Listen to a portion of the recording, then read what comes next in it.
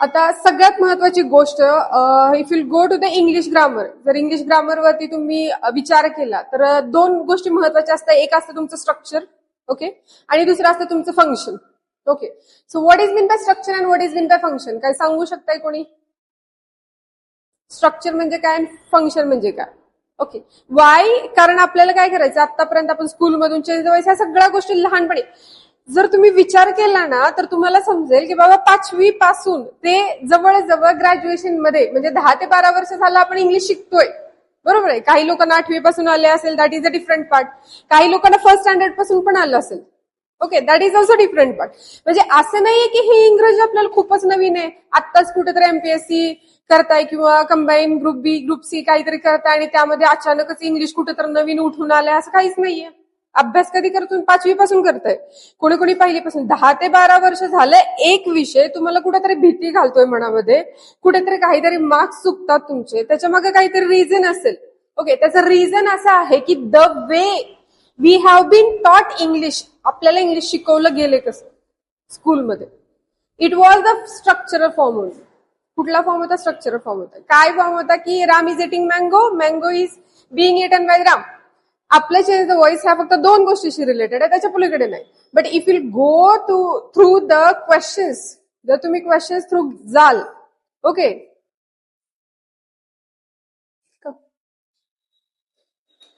तर खूप डीप मध्ये गोष्टी आहेत समजून घेणं. चित्सर कुठे गेली? तिकडे बटन आहे त्याचं. मे आय नो युअर नेम आणि कुठल्या एक्झाम साठी प्रिपेअर करताय? Okay, you are preparing for UPSC and only UPSC. Kadhipasun? How many? From how many years? 2 years back. You have started your journey with the UPSC. Have you given any attempt? No, till now not. What about you? Okay, you are. Okay, after your degree. Okay, graduation. Okay. Keep your mobile phones on silent mode. First thing. मी काय सांगितलं तुम्हाला की आपण जेव्हा स्कूलमध्ये होतो, from the 5th standard we are preparing for, from the 5th standard we are learning English and English grammar. 5वी पासून आपण शिकतोय. तुमच्यासारखे काही लोक पहिलीपासून शिकत आले असेल. पहिलीपासून ग्रॅज्युएशन, ओके, ते 10 आणि ते 5, 15 वर्ष झालं आपण इंग्लिश शिकतोय, बरोबर आहे? Am I right? हे नवीन तर नाहीये आपल्यासाठी, बिलकुल नवीन नाहीये, कोणासाठीच नाही, माझ्यासाठी नाहीये, तुमच्यासाठी. पण तरीही आपल्याला प्रॉब्लेम काय आहे? एखादी गोष्ट जर आपण 15 वर्ष शिकत असेल तरीही आपल्याला प्रॉब्लेम काय येतो?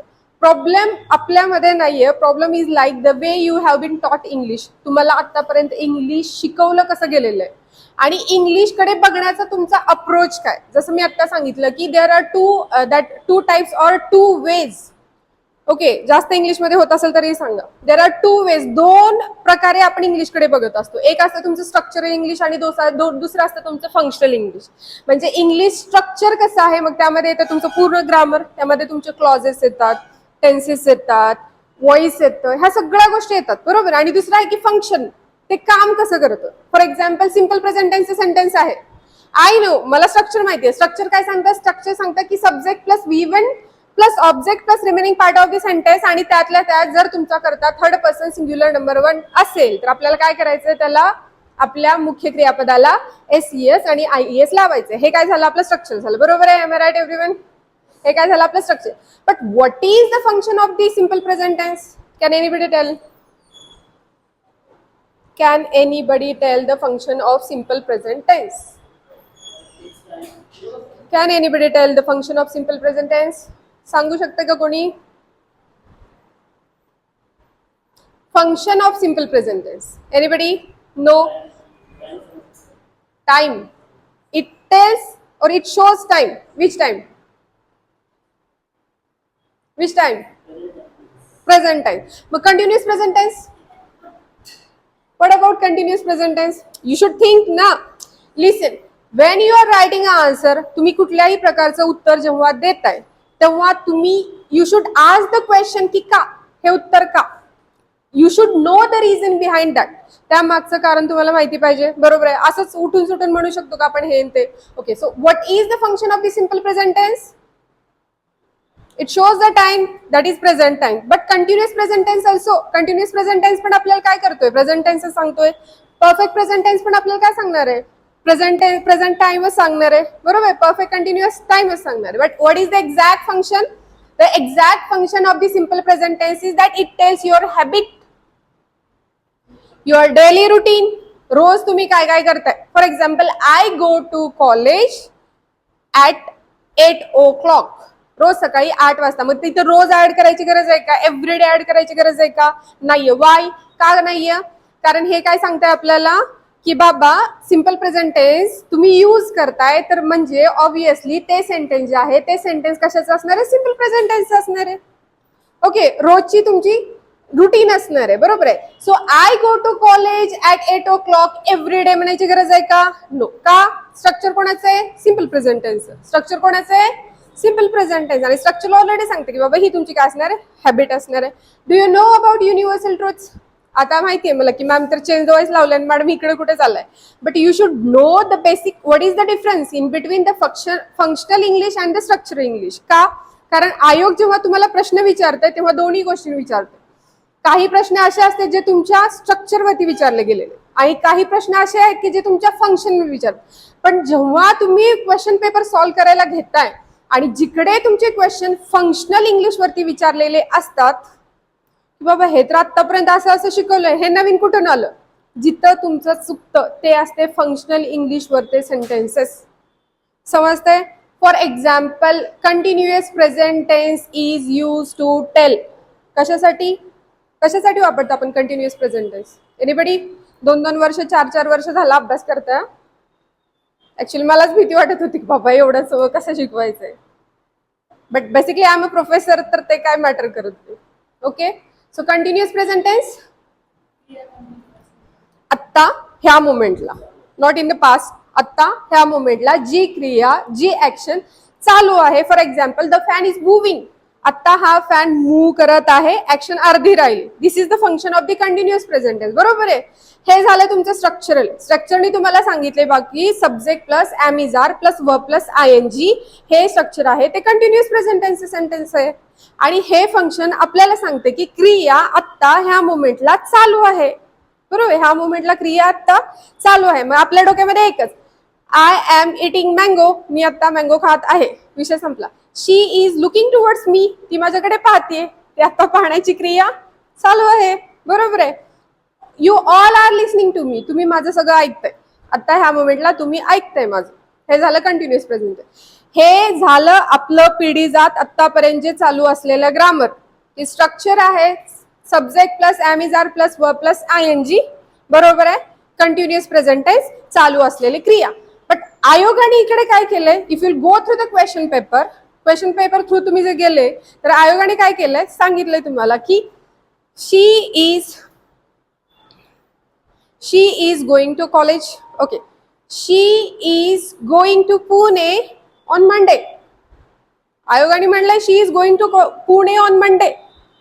असं म्हणलंय की बाबा she is going to Pune on Monday, ती नेक्स्ट मंडेला पुण्याला जाणार आहे. आता इथं आपल्याला प्रॉब्लेम काय आहे की बाबा आपल्याला शिकवलं गेलंय की कंटिन्युअस प्रेझेंट टेन्स हा आत्ता ह्या क्षणाला चालू असलेली मुवमेंट दाखवतोय. बट ह्यांनी तर आपल्याला डायरेक्ट सांगितलंय फ्युचर टेन्स. मग इथे काय आहे, आता शिकलोय तर कंटिन्युअस प्रेझेंट टेन्स, ऍक्शन तर विचारलंय फ्युचर मधली. मग इथं आपलं काय होणार आहे, कन्फ्युजन होणार आहे. का कन्फ्युजन होणार आहे, what is the reason behind that, what is the reason behind that. The reason is that we don't know the function of continuous present tense along with the action which is continue, which is going on right now. बरोबर आहे का. along with means च्या बरोबर. Okay, म्हणजे आपली continue वाली जी action आहे त्याच्या बरोबरच कंटिन्युअस प्रेझेंट टेन्सचा यूज हा फ्युचर ऍक्शन सांगण्यासाठी पण होतो. जेव्हा हे फंक्शनल इंग्लिश तुम्हाला समजायला लागतं तिथे तुमचा प्रॉब्लेम होणार आहे का, नाही होणार आहे. So what should you know, आपल्या सगळ्यांना, or what should we know being the aspirants. Okay, aspirants असून आपल्याला दोन गोष्टी इंग्रजी ग्रामर बद्दल माहित असणं खूप महत्वाचं आहे. ते आहे त्याचं स्ट्रक्चर आणि दुसरं आहे त्याचं फंक्शन. एक आहे त्याचं स्ट्रक्चर आणि दुसरं आहे त्याचं function. I hope you have understood. समजलंय. समजतंय? मग आता ग्रामर गतला कुठलाही सेंटेन्स जर आला पुढे अभ्यास करताना दोन गोष्टी पाहायचा, एक तर पाहायचं त्याचं स्ट्रक्चर काय आणि दुसरं बघायचं त्याचं फंक्शन. फंक्शन म्हणजे काय, त्याचं कार्य काय. ओके, म्हणजेच you should go through the meaning of that sentence. तुम्हाला त्या वाक्याचा अर्थ माहित असणं गरजेचं आहे. कारण जो अर्थ तुम्ही घेणार आहेत, आता I am going to Pune on next Monday हे सेंटेन्स आहे, ह्या वाक्यामधील जर तुम्हाला अर्थ माहित नसता तर तुम्हाला समजलं असतं का ते फ्युचरचं सेंटेन्स आहे? No. So what is important? Structure आणि दुसरी गोष्ट फंक्शन. फंक्शन मध्ये मिनिंग. ओके, ब्लाइंडली आपण सेंटेन्सेस सॉल्व्ह करू शकत नाही. If you go to the English grammar मध्ये जर तुम्ही गेला तर तिथे तुम्हाला कुठल्याही शॉर्टकट्स बिटकट्स नसतात आणि जर असतील तर त्यासाठी डीप तुमचा स्टडी झालेला असेल तेव्हा तुम्हाला ह्या सगळ्या गोष्टी समजणार. बरोबर आहे? So it was all about the overall English grammar. आणि त्याबद्दल आता तुम्हाला काय करायचं, तुमचा अप्रोच चेंज करायचं. आतापर्यंत बघण्याचा दृष्टिकोन काय होता आपला? फॉर एक्झाम्पल आता पहा, मागच्या 20 वर्षाखाली लेडीजकडे बघण्याचा दृष्टिकोन काय होता की बाबा एक मुलगी आहे, तिचे आता 18 वर्ष कंप्लीट झालेत आणि आता तिला काय करायचंय, लग्न करायचंय, नवऱ्याच्या घरी जायचंय, स्वयंपाक करायचंय, सासर सांभाळायचंय. बरोबर आहे? हाच अप्रोच होत आहे. ओके, जो आपला इंग्लिशकडे काय आहे की स्ट्रक्चर आहे, अशा स्ट्रक्चरवरती सेंटेन्सेस विचारतात. Now you have to change your approach. तुम्हाला आता तुमचा अप्रोच चेंज करायचा आहे की आता आपला लेडीजकडे काय अप्रोच आहे. आता 18 वर्ष झाली की कोणत्या आई वडील लग्न करायचा विचार करतात का? No. They have added the next thing. दुसरी गोष्ट ऍड केली काय? शिक्षण घ्यायचंय, काहीतरी शिकेल आणि त्यानंतर आपल्याला काय करायचंय, लग्नाचं बघा. सो इंग्लिश बद्दल आतापर्यंत आपण स्ट्रक्चर करत गेलो. आता आपल्याला काय करायचंय, फंक्शन. सो त्याचा अर्थ आणि त्याचा यूज कसा केला गेला सेंटेन्स मध्ये. ओके, फंक्शन यूज ह्या दोन गोष्टी खूप महत्वाच्या आहेत. समजलंय एव्हरीवन? पेन पेन्सिल घ्या आणि जे काही इम्पॉर्टंट वाटतंय ते लिहून घेत चला. Make a habit. जरी आपण मोठे झालेलो असलो तरी आपण स्टुडंट आहे, ही सगळ्यात महत्वाची गोष्ट आहे. Okay, and being a student you should have a pen and pencil नेहमी हातामध्ये. ब्लँकली कधी क्लासला लेक्चरला येऊन बसायचं नाही, कारण कुठला टीचर कुठली गोष्ट इम्पॉर्टंट गोष्ट सांगू शकेल आपल्याला माहित नाही. आणि कदाचित ती जी टीचरनी दिलेली लाईन असेल किंवा जे तुमचे गाईड्स आहेत त्यांनी दिले त्यावरतीच क्वेश्चन पडेल. काय माहिती आपल्याला? Who knows? नोबडी. माहित नाही आपल्याला आयोग कुठले काय प्रश्न विचार. आता will go to the voice. Okay, basic गोष्टी सगळ्यांनाच माहिती आहे कारण प्रिपरेशन सगळ्यांना झालेलं आहे आणि 5वी पासून आपण व्हॉइस शिकतोय. जसं मी एक्झाम्पल दिलं होतं की रामा इट्स मँगो. काय होणार? Passive voice. सांगा. Rama it's mango. Mango is eaten by Rama. बरोबर आहे का? Rama is eating mango. Mango is being eaten by Rama. बरोबर आहे? Rama it's mangoes. काय होणार? मॅडम शिकवायच्या अगोदरच कसं काय आन्सर विचारताय? बरोबर आहे का? एवढं वर्ष अभ्यास केलं, काय केलं मग ते? आयोग इथंच नाहीये, आयोग अजून तुम्हाला 4 मजले वरती चढायचे त्यानंतर आहे. हे अजून स्कूल लेवल आहे आपलं. Rama it's mangoes. Mangoes are eaten. बरोबर आहे? Rama has eaten mango. Mango has been eaten by Rama. झालं? काय चेंज होत आहे, कशानुसार चेंज होत आहे बघितलंय, ऑब्झर्वेशन केलंय. Have you observe? आतापर्यंत चेंज द व्हॉइस शिकल्यानंतर कोणाकोणाला काय काय समजलं मला थोडक्यात सांगा, म्हणजे आपण पाहूयात की what do you mean by voice. काय वाटतं?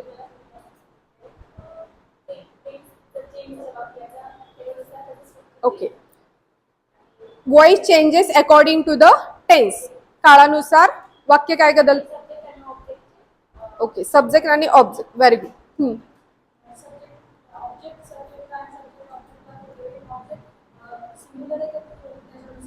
इम्पॉर्टंट 2 पॉइंट्स आपल्याला भेटले. एक आहे टेन्स. ओके, दुसरा आहे सिंग्युलॅरिटी अँड प्लुरॅलिटी. इम्पॉर्टंट गोष्ट. नेक्स्ट. आम्ही मॅडम स्टार्ट नाही केला अभ्यास अजून. नेक्स्ट, ज्यांना 4-5 वर्ष झालंय, 2 वर्ष झालंय. टू बी ची रूपं खूप महत्वाची. बरोबर. नेक्स्ट. आन्सर सगळ्यांना द्यायचं बरं का, 2-4 लोक नाही. Because I should know your approach towards the voice, then we will start. माहित नाही? नाही. Okay next. नाही नाही नाही. वर्बचे फॉर्म पण महत्वाचे. Very good. वर्बचा फॉर्म महत्वाचा आहे, बरोबर आहे. चेंज वॉइस मध्ये बरोबर आहे. कुठला फॉर्म महत्वाचा आहे सांगा.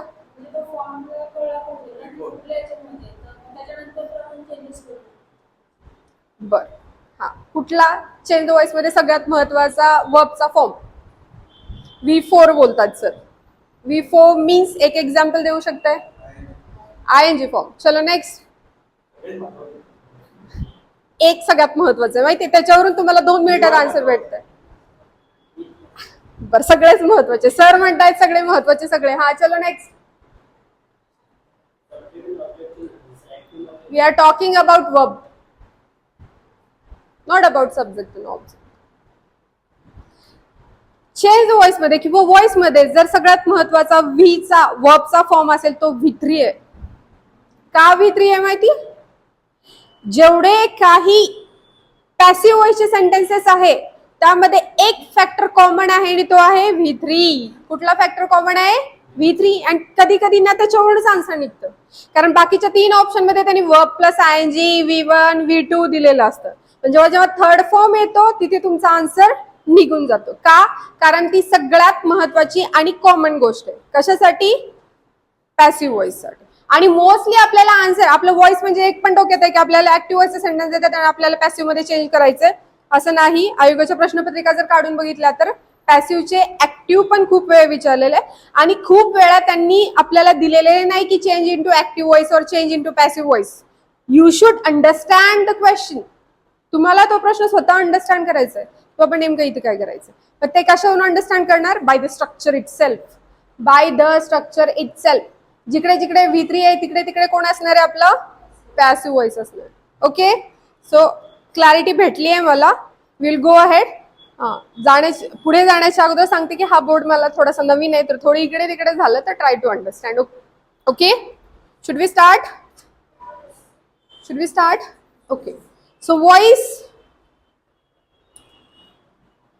नेक्स्ट म्हणजे चेंज द वॉइस. करता किंवा कर्मानुसार क्रियापदाची योजना करणे याला चेंज द वॉइस असं म्हणतात. ह्या बेसिक गोष्टी तुम्हाला माहिती आहे, तर मी थोडंसं फास्ट जाईल. ओके, कारण आपल्याला पुढे खूप महत्वाच्या गोष्टी आहेत की अकॉर्डिंग टू द स्ट्रक्चर कसे कसे चेंजेस होत आहेत. सो करता किंवा कर्मानुसार क्रियापदाची योजना करणे. ओके, क्रियापदाची योजना. फर्स्ट थिंग दॅट क्रियापदाची योजना खूप महत्वाची गोष्ट आहे.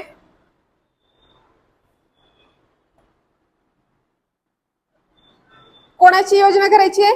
क्रियापदाची योजना. कोणानुसार करायची आहे? फर्स्ट आहे तुमचा कर्ता, that is called as a subject. Okay, subject. आणि सेकंड थिंग इज कर्म. कर्म म्हणजे आहे तुमचं ऑब्जेक्ट. आता मला सिंपल गोष्ट सांगा की तुमचा कर्ता, कर्त्यानुसार योजना आपण कुठल्या वॉइस मध्ये करणार आहेत? कर्त्यानुसार ऍक्टिव्ह वॉइस मध्ये, obviously. Why? Because importance is given to the subject. Importance is given to the subject in active voice. Okay, ह्या बेसिक गोष्टी आहेत, तुम्हाला सगळ्यांना माहिती की there are 2 types of the voice. First one is active voice and second one is passive voice. Active in the sense active कोण आहे? Subject. इकडे पॅसिव्ह कोण आहे? सब्जेक्ट आहे. सब्जेक्ट आहे. पॅसिव्ह कोण आहे? सब्जेक्ट आहे. मग सब्जेक्ट जर पॅसिव्ह असेल तर ऍक्टिव्ह कोण आहे? ऑब्जेक्ट आहे, ऑब्विसली. मॅम बेसिक गोष्ट आहे. There are 2 types of the voice. First one is active voice, passive voice. Active मध्ये सब्जेक्ट ऍक्टिव्ह आहे, पॅसिव्ह मध्ये सब्जेक्ट पॅसिव्ह असल्यामुळे ऑब्जेक्ट. झालं? 2 गोष्टी आहेत. वॉइसचे 2 प्रकार. हे झालं. Now next thing is that active voice कर्तरी प्रयोगात करता महत्वाचा असतो. Everybody knows. For example, okay, subject plus verb plus object ही स्ट्रक्चर आहे, ही रचना आहे, सगळ्यांनाच जनरली माहिती आहे. बट ही जी रचना आहे subject plus verb plus object, ही कोणाची रचना आहे? Again assertive sentence. हा पार्ट तर आपण सोडूनच देतो.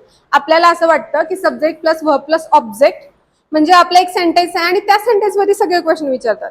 पण कधी कधी आयोग तुम्हाला प्रश्न विचारतं, कधी आयोग तुम्हाला उद्गारवाचक वाक्य विचारतंय, बरोबर आहे का?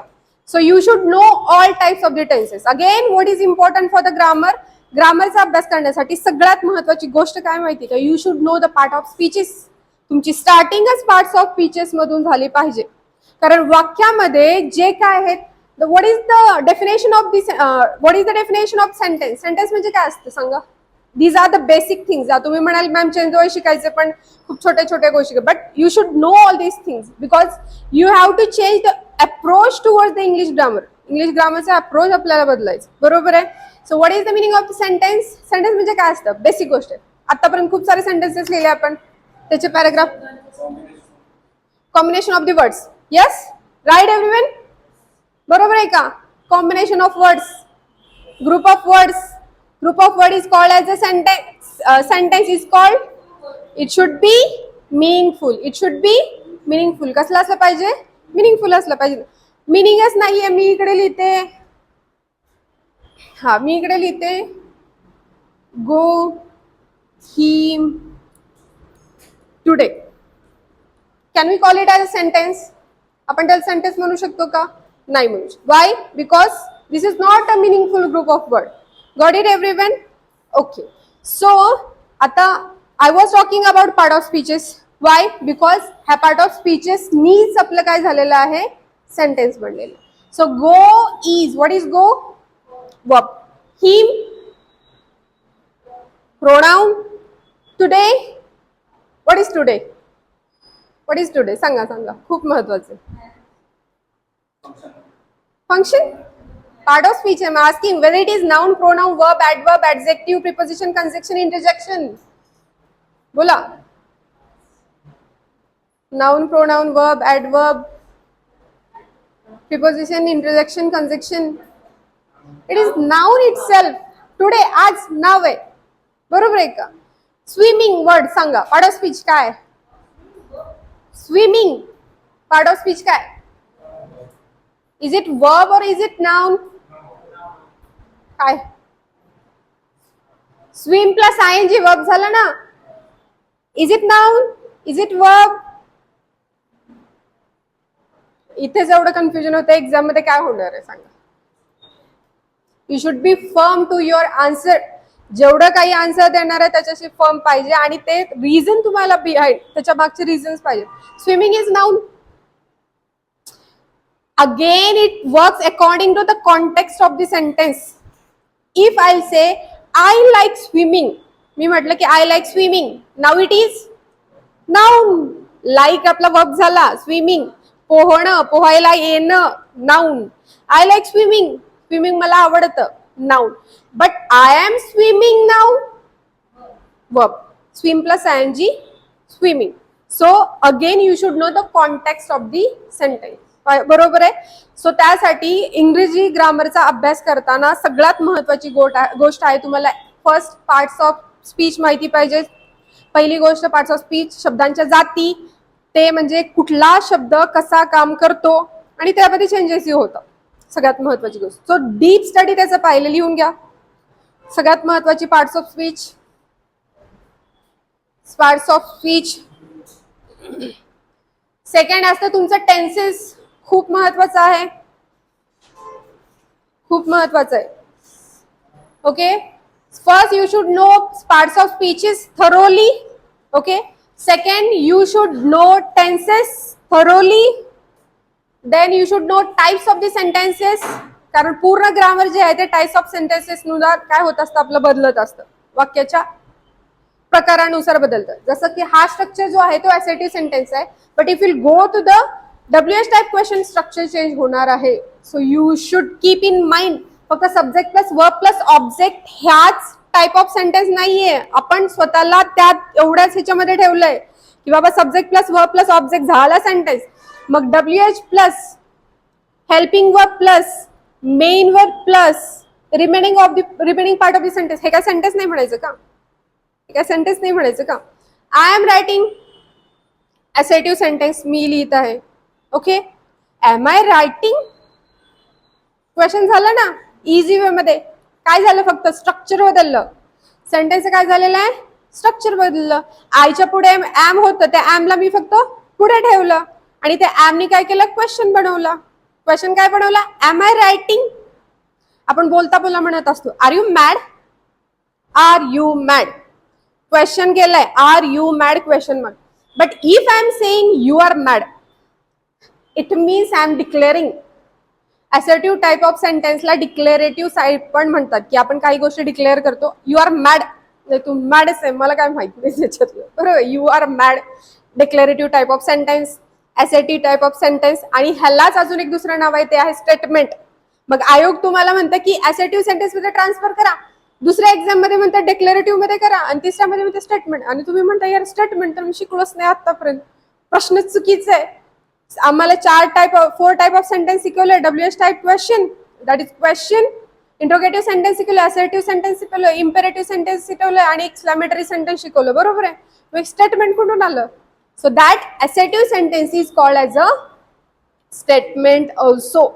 So you should no. पहिल्यांदा सगळ्यात महत्वाची गोष्ट, part of speech. Second one is tenses. Third one is type of sentences. आणि सगळ्यात महत्वाचा क्रुशियल पार्ट, की ज्याच्यामध्ये काय करते आपलं इंग्रजी ग्रामर पूर्ण फिरते, these are helping verbs. These are helping verb. मग हे क्लॉज, हे खूप पुढच्या लेवलला जातं. सो बेसिकली ह्या बेसिक गोष्टीवरती जोपर्यंत तुमची कमांड येत नाही तोपर्यंत तुमचे मार्क्स हातातून जाणार आहेत, म्हणजे आहेत, 100% आहेतच. ओके. सो मग त्या ट्रिक्स किंवा वरवरचं नॉलेज, किंवा मी एक व्हिडिओ जाऊन पाहतो आणि उद्या माझे लगेच मार्क्स वाढतात, असं काही होत नसतं. सो ते बोलतात ना, आड्यातच नाहीये तर पोहऱ्यात कुठून येणार आहे. So first you should bring आडात, then it will come to the पोहऱ्यात. Got it everyone? समजतंय? Okay. Now will go to the change again. So everybody note that की कर्तरी प्रयोग, दॅट इज ऍक्टिव्ह वॉइस. त्यामध्ये काय महत्वाचं असतं? कर्ता महत्वाचं असतं. स्ट्रक्चर असतं तुमचं subject plus verb plus object. Okay, झालं. Now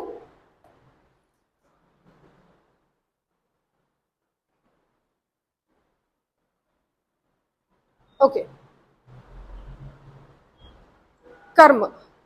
So kriya, okay, what is mean by subject and what is mean by object? Okay.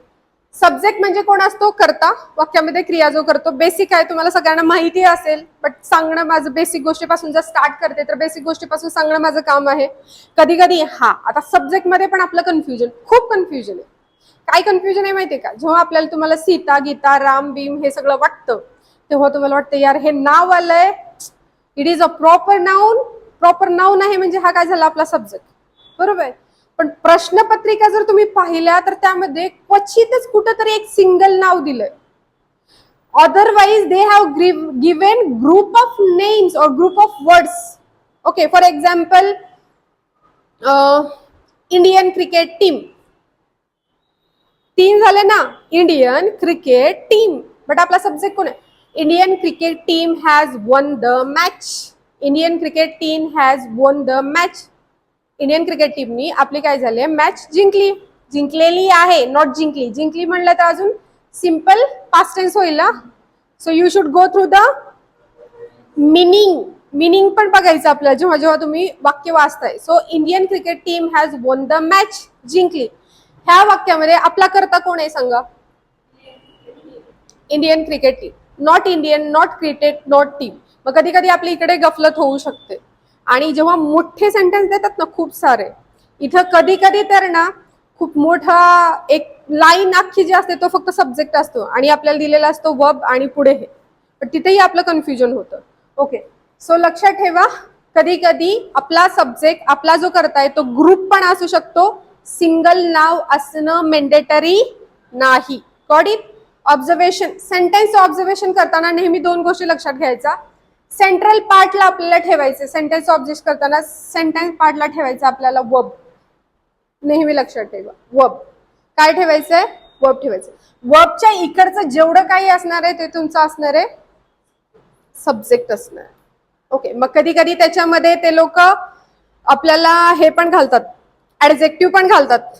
Okay, so तो डिफरंट पार्ट आहे, तो आपल्याला लक्षात. So again it is totally depend on your understanding, comprehension. Got it?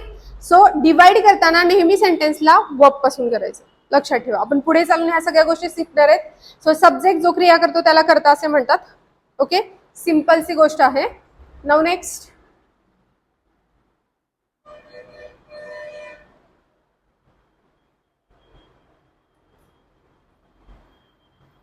Object म्हणजे कर्म क्रिया ज्याच्यावर घडते. खूप जणांना कर्म अजूनही कॉम्प्लिकेटेड येतो.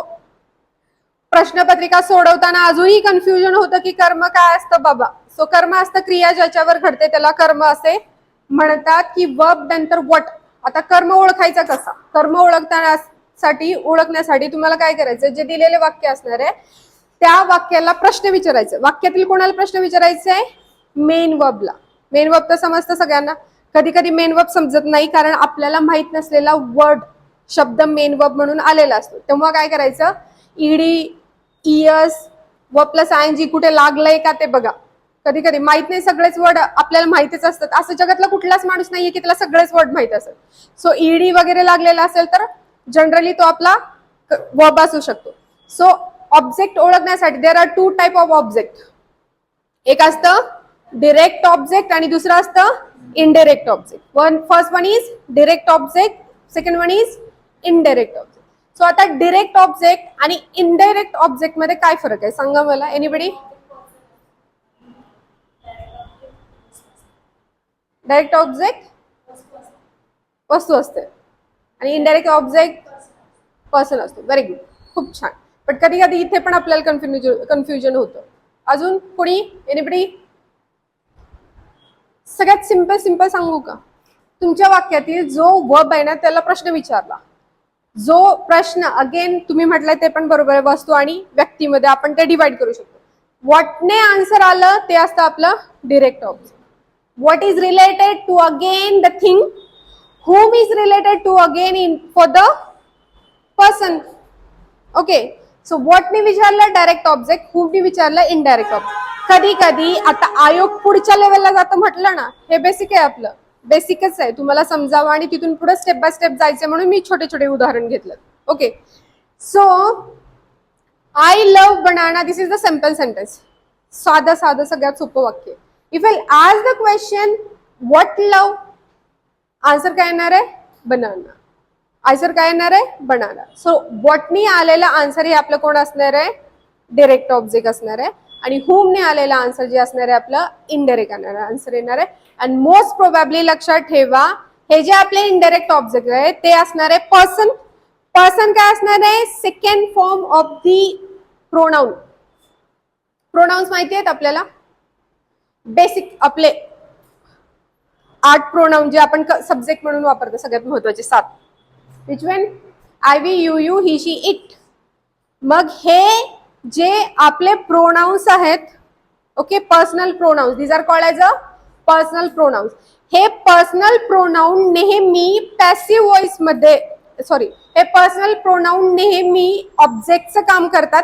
बट ते डायरेक्टली आयचं आय असतं का, नो, ते काय असतं, मी असतं. ओके, शीचं हर, हिचं हिम, देचं देम, इटचं इट. Got it. 2 गोष्टी समजल्या, direct object and indirect object. सगळ्यात महत्वाचं काय आहे, पहिल्यांदा तुम्हाला वाक्य बघायचंय, वर्ब शोधायचंय, वर्बला क्वेश्चन विचारायचंय. व्हॉटने क्वेश्चन विचारला, प्रश्न विचारला, आन्सर आलं डायरेक्ट ऑब्जेक्ट. हुमने क्वेश्चन विचारला, आपलं ऑब्जेक्ट आलं इनडायरेक्ट ऑब्जेक्ट. सांगितलं, पहिली स्टेप क्लिअर आहे. जसं तुम्ही सेंटेन्स, आता हे एवढा वेळ लावायचं नाही, प्रॅक्टिसने तुम्हाला खूप स्लो म्हणजे फास्ट होत जाणार आहे सगळ्या गोष्टी. बट इथेपर्यंत समजला. Now will go to the next step.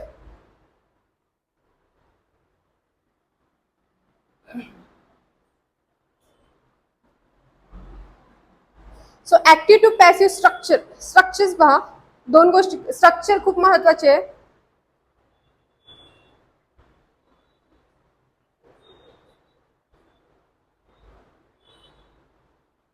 आता स्ट्रक्चर मध्ये पहा, ऍक्टिव्ह व्हॉइस मध्ये आपल्याला सांगितलं की सब्जेक्ट असणार आहे प्लस वर्ब प्लस असणार आहे प्लस ऑब्जेक्ट असणार आहे.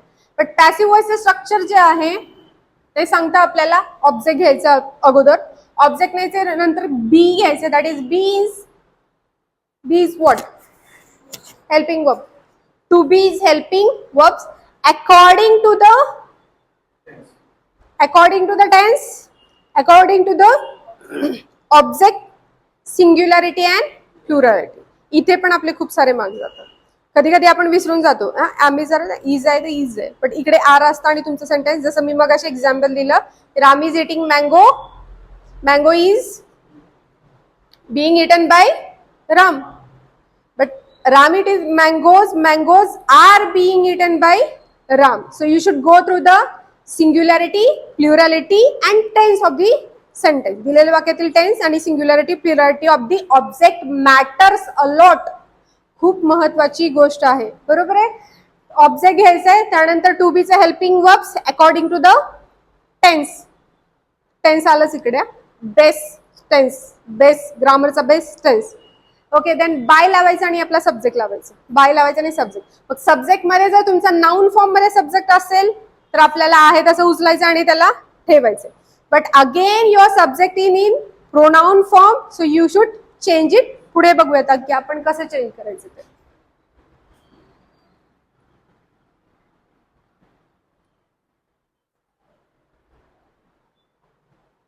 ओके, ऍक्टिव्ह टू पॅसिव्ह सगळ्यांना माहिती आहे. आयचं बाय मी पाठच करून ठेवा. I by me, you, we by us, I by me, we by us, you by you, she by her, he by him, it by it and they by them. Done? Okay, basic आहे. Now next. So rules for changing active voice into the passive voice आणि उलटे आपल्याला वापरायचे passive to active मध्ये. त्याची practice घ्यायला लागते. हे कधी होणार आहे जेव्हा तुम्हाला ऍक्टिव्ह टू पॅसिव्ह समजणार आहे. ऍक्टिव्ह टू पॅसिव्ह जेव्हा तुम्हाला समजतं तेव्हा तुम्ही पॅसिव्ह टू ऍक्टिव्ह करू शकता. पण ऍक्टिव्ह टू पॅसिव्ह समजण्यासाठी you should have command over tense. जोपर्यंत तुम्हाला टेन्सेस चांगले नाही जमणार तोपर्यंत तुम्हाला कळणार नाही की वाक्यातील हे दिलेले वाक्य कुठल्या टेन्सचा. आणि जर टेन्स नाही समजला तर तुम्हाला माहित नसणार आहे की अकॉर्डिंग टू द टेन्सेस कसं चेंज करायचं. फॉर एक्झाम्पल पहा, V1 plus SES IES. This is the structure of which tense? Simple present tense. Change कसं होतंय पहा. चेंज मध्ये ॲमिजार प्लस V3 घ्यायचंय. मग असं नाही की फक्त ॲमिजार V3 घेतलंय. कॉमन काय राहणार आहे? ऑब्जेक्ट कॉमन राहणार आहे. बरोबर आहे. आणि remaining part of the sentence common राहणार आहे. चेंजेस कुठे होणार आहे? ॲमिजार एक्स्ट्रा घेतलंय SES. Okay, then this am is are plus verb plus ING. This is the structure of continuous present tense. Continuous present tense. Changes am is are plus being plus V3. Okay, am is are plus being plus V3. Then have has V3. This is the structure of the perfect present tense. जोपर्यंत डोक्यात समजणार नाही तोपर्यंत हे ह्याचं structure passive व्हॉइसचं काय होणार आहे? Has have plus been plus V3. आता हॅज हॅवचं काय इकडे? हॅज हॅवचं काय? हॅव हॅज काय? बेसिकली हॅव हॅज काय? What are these? Have and has. Have and has. These are the helping verbs. कोणाचे? To be, to have. These are the helping verbs of to have.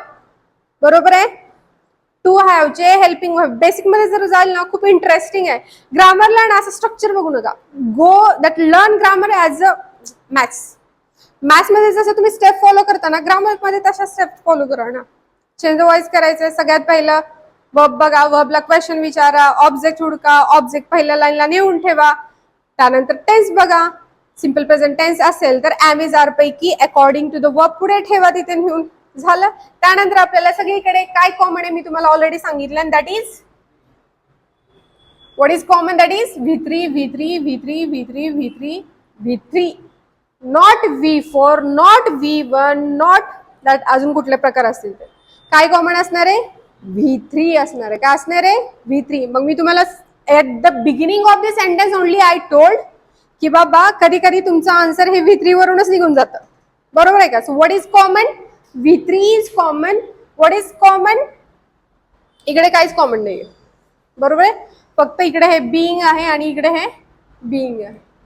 समजतंय? आता लक्षात घ्या. काय समजलं?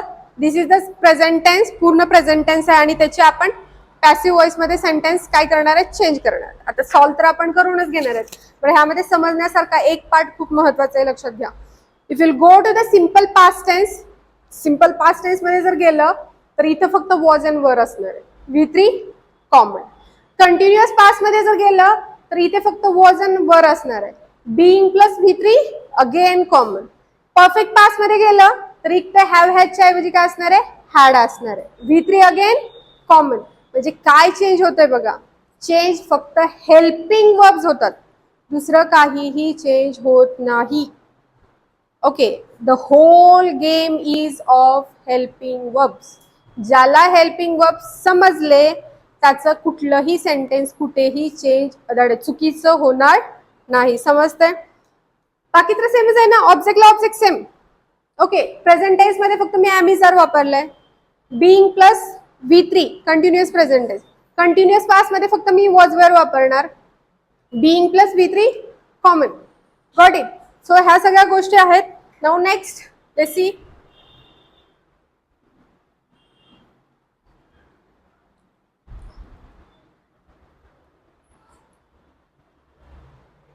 Okay, active voice and passive voice. Had plus V3, had been plus V3, had been plus verb plus ing. We shall have. These are the all types of the tenses. सगळ्या tenses नुसार change कसे होतात ते सांगितले. जर वाक्य had plus V3 म्हणजे काय असणार आहे आपला कुठला टेन्स सांगा? Had plus V3 perfect past tense. Have has plus V3 perfect present tense. Have has plus V3 perfect present tense. Had plus V3 shall have will have plus V3 future perfect tense. What is changing? Again helping verbs are changing. बरोबर आहे? Then had been plus verb plus ing. Had been plus verb plus ing. काय आहे? Perfect continuous past tense. बरोबर आहे का? Then have has plus been plus verb plus ing. No. Perfect continuous present tense. Have has plus been plus verb plus ing. Perfect continuous present tense. बरोबर आहे. असं जेव्हा click होतं ना डोक्यामध्ये तेव्हा परीक्षेत सटा म्हणजे पटापटा तुम्ही आन्सर शोध. पण इथे जर तुम्ही जर वेळ घालवायला, we know the importance of the type. Exam देताना वेळ कसा जातोय. सो काय इम्पॉर्टंट आहे? परफेक्शन इम्पॉर्टंट आहे. काय महत्वाचं आहे? परफेक्शन. आणि जेव्हा तुम्ही ह्या गोष्टीवरती कमांड म्हणजे लहान मुलं व्हा. 8वी 9वीची मुलं जसं पाठ करतात का नाही, subject plus verb plus subject plus am is are plus verb plus ing continuous present आहे. पाठच करा. ओके, तेव्हा तुमचे आन्सर असे क्विकली सॉल्व्ह होणार. क्विक लगेच 2 मिनिटामध्ये आन्सर जिकडे तिकडे जेवढा टाइम तुम्ही अलॉट केला तेवढं. पण जोपर्यंत तुमची कमांड नसणार नाही तोपर्यंत तुम्ही confusion will take your more time. Confusion तुमचा टाइम घेणार आहे, तुमचा टाइम पण जाणार आहे आणि तुमचा आन्सर पण काय होणार आहे? चुकीचं. Again so you should be firm. तुम्ही असे फर्म असले पाहिजे स्वतःच्या नॉलेज वरती, तेव्हा तुमचे आन्सर्स निघतात. What is important? Knowledge. So what is important? Again strengthening of the knowledge. अभ्यास तर करताय पण त्याचं स्ट्रेंथनिंग कोण करणार? जेव्हा तुम्ही कन्फ्युजन असता म्हणजे तुमचं नॉलेज स्ट्रेंथन झालंय का? नाहीये. घट्ट झालंय का? नाहीये. बेस घट्ट नाहीये तर इमारत डगमगणार आहे आणि पडणार आहे. बेस जेव्हा घट्ट होणार तेव्हा तुम्ही, आता मला कॉन्फिडन्स आहे की बाबा चेंज व्हायचं कुठलेही सेंटेन्स येऊ दे मी 2 मिनिटांमध्ये सॉल्व्ह करणार. का? 8वी पासून पाठ एवढं करून ठेवलंय, एवढं रटलंय की कुणी जरी म्हटलं मला की मग अशी स्विमिंग वाला क्वेश्चन होता तर काही जणांना सगळ्यांनाच आन्सर येतं. मला माहितीये. लॅक कुठे आहे कॉन्फिडन्स मध्ये? मॅम म्हणतात म्हणजे यार नक्कीच हे नाऊन असणार किंवा वर्ब असणार. इट मीन्स याचा अर्थ काय होतो? You are not confident about your knowledge. whatever the knowledge you have gained, you should be confident about that. तुम्ही त्याला कॉन्फिडंटच म्हणजे तुम्ही यू शुड चॅलेंज. आयोग मला शिकवलंय, मॅमनी शिकवलंय. ओके, इट मीन्स माझं बरोबर आहे, 100% बरोबर आहे, तुमचंच क्वेश्चन चुकीचं आहे. बरोबर आहे. हे कधी असणार आहे? जेव्हा तुमचं नॉलेज स्ट्रेंथन असणार आहे, डीप असणार आहे, you will be confident about yourself. समजतंय? ओके, सो हे काय आहेत आपले सगळे all types of the sentences आहेत, टेन्सेस आहेत आणि अकॉर्डिंग टू दॅट आपलं चेंज होणार आहे. ओके, नोट काय म्हणते? When we change the active voice into passive voice, tenses don't change. Tenses कधीही बदलत नाहीत. प्रेझेंट टेन्सचा पास्ट टेन्स कधीही होणार नाही. आणि जिकडे असे खूप सेंटेन्सेस मी ऑब्झर्व केलेत PYQ मध्ये, if you go through the PYQs you will understand की त्या लोकांनी ना इतके ट्रिकी क्वेश्चन विचारतात म्हणजे आपल्याला असं, if you take it as a challenge, enjoy कराल तुम्ही ते सेंटेन्स. खरंच एन्जॉय कराल. तुम्हाला स्वतःला हसायला येईल, फन येईल की बाबा हे कसलं भारी विचारलंय. जरा दिमागला म्हणजे मेंदूला आपल्या चॅलेंजिंग पाहिजे ना काहीतरी, ज्याला सवय आहे त्याला. कधी कधी मग आपल्या ब्रेनला चॅलेंज घ्यायची सवय नाही. 2 गोष्टी असतात. एक असतं आपलं ब्रेन चॅलेंज घेतं, ऍक्सेप्ट करतो आणि म्हणतो नाही, आणि दुसरं म्हणते कुठं ताण देऊ डोक्याला, सोडून दे. ओके, मग ताण देणं सोडून द्यायचंय का ताण घेऊन सॉल्व्ह करायचंय, टोटली डिपेंड्स ऑन यू. तुमच्यावरती डिपेंड असतं. समजतं? सो लक्षात ठेवा, कोणताही ऍक्टिव्ह टू पॅसिव्ह होताना टेन्स चेंज होत नाही. टेन्स फक्त एका ठिकाणी चेंज होतात, माहितीये कुठे? सांगा. फक्त तो एक चॅप्टर सोडला किंवा तो एक टॉपिक सोडला तर दुसरीकडे कुठेही तुम्हाला कितीही टेन्सेस, कुठलेही चेंजेस करायला, weather it is a conditional sentence असू द्या, इफ नॉटचे सेंटेन्स असू द्या, हार्डली वेनचे सेंटेन्स असू द्या, कुठलेही सेंटेन्स असू द्या, त्यामध्ये टेन्स चेंज होत नाही, फक्त एका टॉपिक मध्ये चेंज होतो. कुठला टॉपिक येतो? तो आहे डायरेक्ट टू इनडायरेक्ट नरेशन. पाठ केलंय का? Simple present tense simple past tense मध्ये बदलतो, continuous present tense continuous past मध्ये बदलतो, perfect present tense perfect past मध्ये बदलतो, perfect continuous present tense perfect continuous past मध्ये बदलतो. बरोबर आहे? मग सिंपल पास्ट टेन्स कशात बदलतो सांगा मला? Simple past tense past perfect मध्ये बदल. बरोबर आहे? हाच तो थोडासा चेंज होता, जसं काही. समजतंय?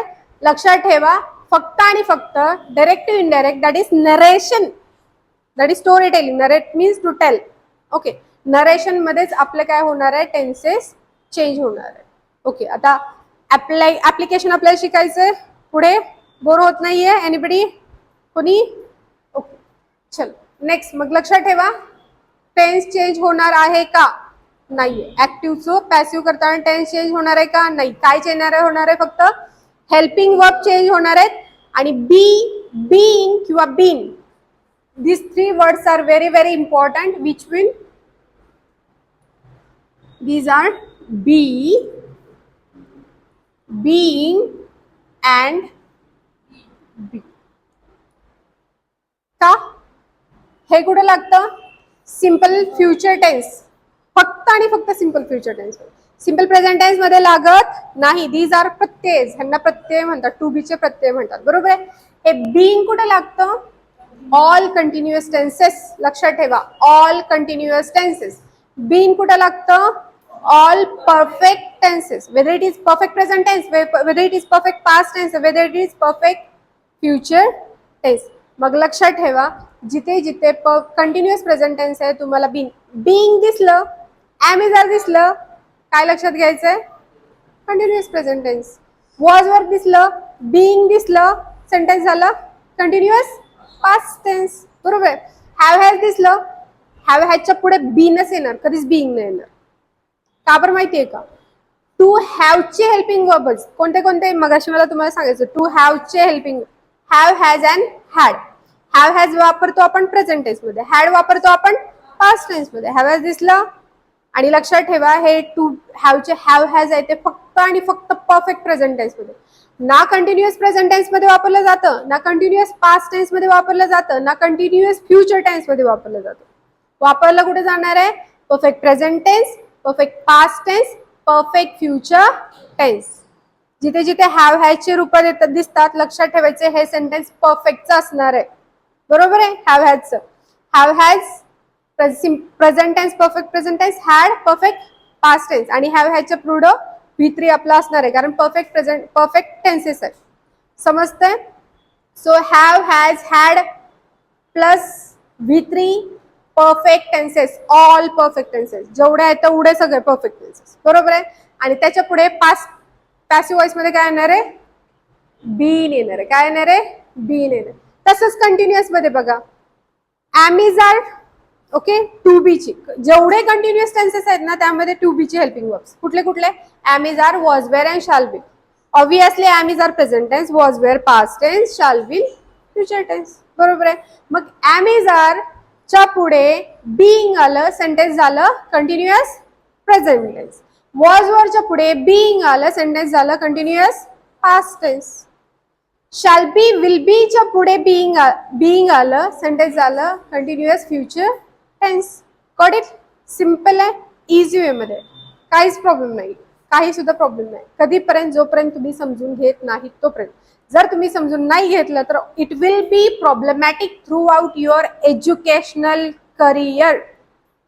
एज्युकेशनल करिअर जेवढं काही आहे तोपर्यंत तुम्हाला हे प्रॉब्लेमॅटिक होणार आहे. Again I am insisting you should go to the helping verbs, tenses, type of sentences and parts of speeches. Got it? Understood everyone? Now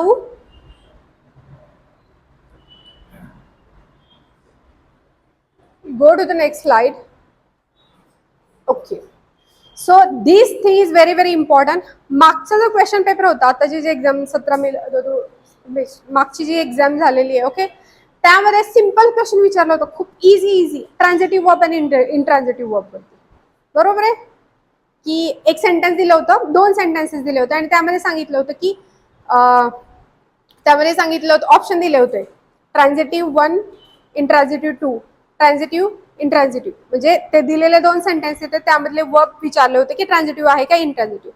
so what is mean by transitive verb? That is सकर्मक क्रियापद. सकर्मक, कर्म आपल्याला माहिती आहे, कर्मासहित. Will go to the Marathi grammar. कर्मासहित जे क्रियापद येतं that is called as a सकर्मक. म्हणजे त्याला कशाची गरज आहे? कर्माची गरज आहे. बरोबर आहे. That is called as a transitive verb. आता मला सांगा, आणि दुसरं जे आहे ते इंट्रान्झिटिव्ह. इंट्रान्झिटिव्ह म्हणजे अकर्मक. म्हणजे नाहीये, कर्मक म्हणजे कर्म, ज्या क्रियापदाला कर्माची गरज लागत नाही. Okay, the object which doesn't need, sorry, the verb which doesn't need object, ज्याला ऑब्जेक्टची गरज नाही त्याला म्हणायचे इंट्रान्झिटिव्ह. बरोबर आहे, समजलं? आता मला सांगा, मी तुम्हाला एक सेंटेन्स देते.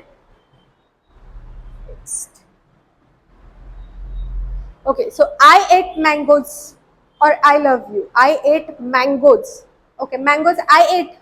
मी जर विचारलं I ate, मी खाल्लं, पुढे मनात क्वेश्चन येतो की नाही? अरे मी खाल्लं आत्ताच. काय खाल्लं? क्वेश्चन येतो, काय खाल्लं? सो काय, what goes to our direct object. जसं मगाशी मी तुम्हाला सांगितलं, व्हॉटने प्रश्न विचारला आणि कोण येणार आहे? आपलं डिरेक्ट ऑब्जेक्ट येणार आहे. So what ate mangoes. Answer आलं. सो हे मँगोज कोण आहे? आपलं कर्म आहे, क्रिया ऑब्विसली खाण्याची झाली. कोणावर झालेली आहे? मँगोज वरती झालेली आहे. I love you. Okay, so I love you, main verb is love. कोणावरती? तुझ्यावरती प्रेम केलंय. Okay, so that you is our object. You is our object. I don't know, मला नाही माहिती ह्या सेंटेन्स कडे आतापर्यंत ह्या अप्रोचने कोणी बघितलं असेल. बरोबर आहे, बघितलंय ह्या अप्रोचने कधी ह्या सेंटेन्स कडे? नाही ना. इथं अभ्यासाच्या दृष्टिकोनातून बघायचं. काय? सब्जेक्ट आहे, वर्ब आहे, ऑब्जेक्ट आहे, संपला विषय. सब्जेक्ट आहे, वर्ब आहे आणि ऑब्जेक्ट आहे. Got it? सो हे love is transitive. Okay, this eat is also transitive. दोन्ही काय आहेत? आपले सकर्मक क्रियापदे आहेत. तर आता तुम्ही म्हणाल की मॅम हे व्हॉइस मधून मध्येच ट्रान्झिटिव्ह इंट्रान्झिटिव्हला का गेलं, वर्बला का गेलं? त्याचं जाण्यामागचं एक सगळ्यात महत्वाचं कारण आहे. बघूयात पुढे. अरे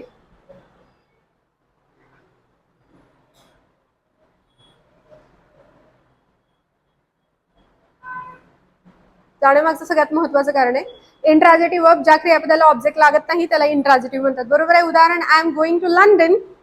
I am going to London. बरोबर आहे. पाडो स्पीच करूयात आपण जरा. मला सांगा, हे काय? I is. Part of speech. I is, I is. Pronoun नाही, प्रोनाउन. पार्ट स्पीच कडे जाणं बाळांनो. I is pronoun. I, me, you, he, she, it, they. बरोबर आहे का? विसरले का? छान. I is pronoun. Am is helping verb. Going is verb. To is preposition. It is preposition. London is noun. बरोबर आहे का? London is noun. Next sentence, she is again pronoun. Talks is verb. Loudly is, आता सांगा, verb. दोन दोन verb कशाला येतात आणि आले तरी डायरेक्ट येत नाही. It is adverb. Very good. Y adverb? Adverb काय आन्सर देते म्हणजे का माहित पाहिजे. लाऊडली. Very good. How she speak or how does she speak? Loudly. So loudly is telling information about our verb. That's why it is adverb. Got it? Understood everyone? समजते? आता इकडे सांगा गोइंग ला what ने क्वेश्चन विचारा. What going? Whom going? नाही.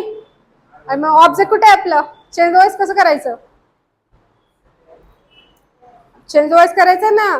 उद्या चालून आयोगाने तुम्हाला हे सेंटेन्स दिलं I am going to London आणि तिथे सांगितलंय की change the voice, change into passive voice. कसं करणार? कसं करणार सांगा. Think and tell. विचार करा आणि सांगा. She talks loudly. अरे इकडे लिहिले ना नोट वाचा ते सांगा की. आन्सर इथेच आहे ना.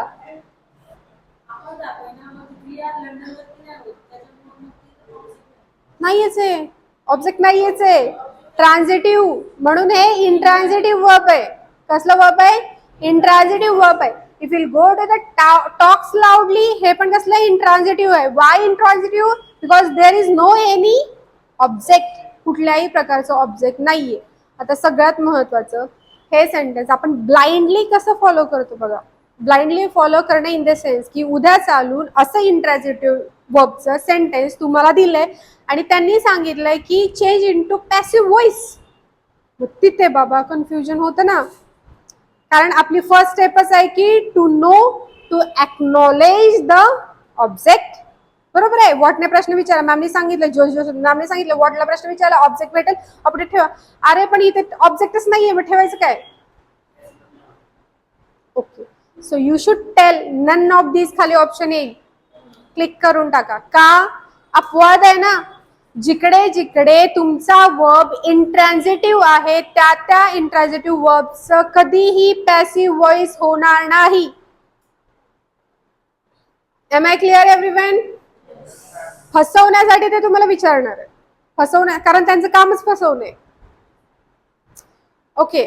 फसवणं आहे इन द सेन्स की त्यांना असे परफेक्ट वाले पाहिजेत. असे आज नॉलेज वाले लोक नकोय. समजताय का? चारही बाजूने तपासतात ते तुम्हाला. चारही बाजूने किंवा इकडून कसं इकडून कसं किंवा इकडून कसं समजतं.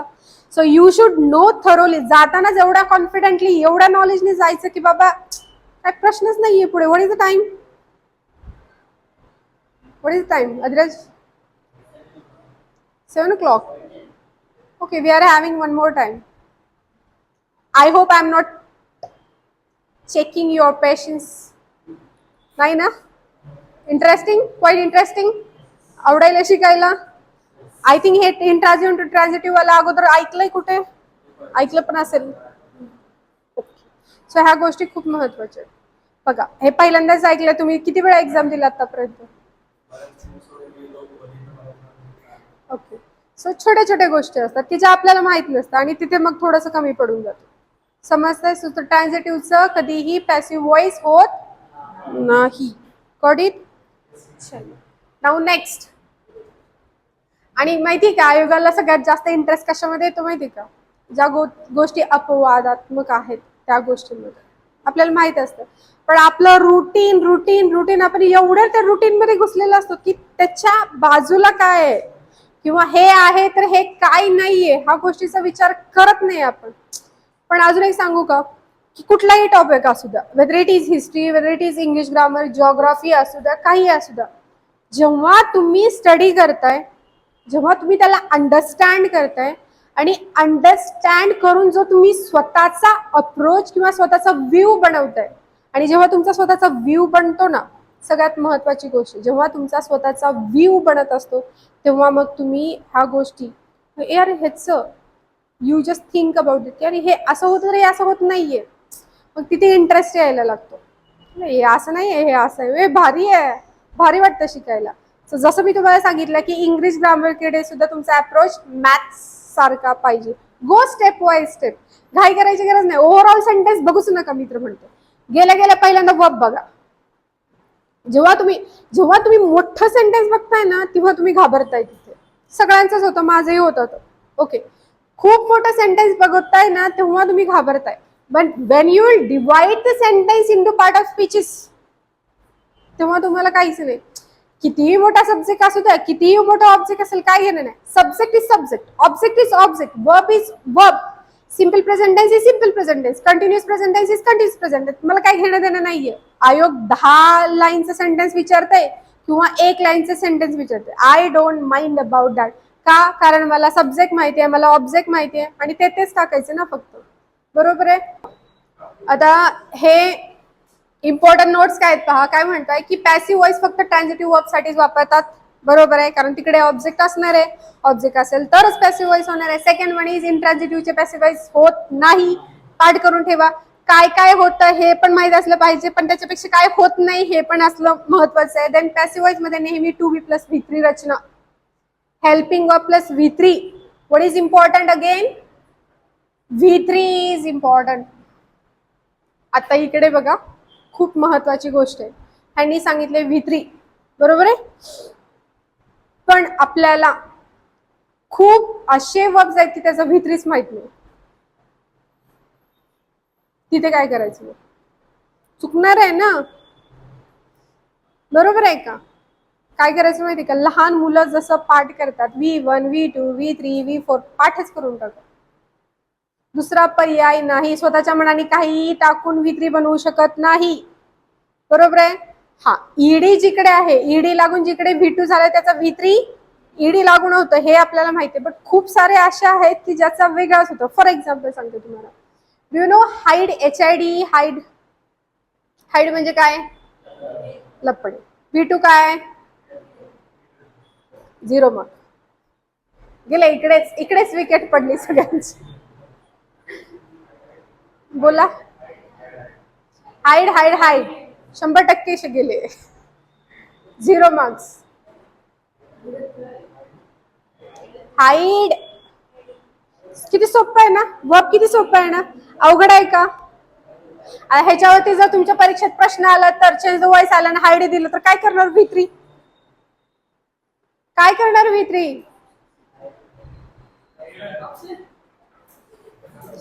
हिडन बरोबर आहे, but I am talking about V2, not V3.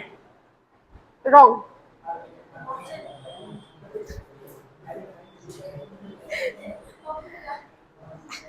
जोर, ते काय गाणं आहे ना, जोर डाल भेजे पे जरा असा. बोला, विचार करा आणि सांगा. आणि हे असं नाहीये बरं का, जे कोणी आत्ताच प्रिपेअर 4 वर्ष प्रिपेअर करतं 2 वर्ष त्यांनी सांगा. हे आपण सगळे 5वी पासून शिकलेले आहेत. Adiraj, you know height second form. झालं, हारले सगळे, मी जिंकले.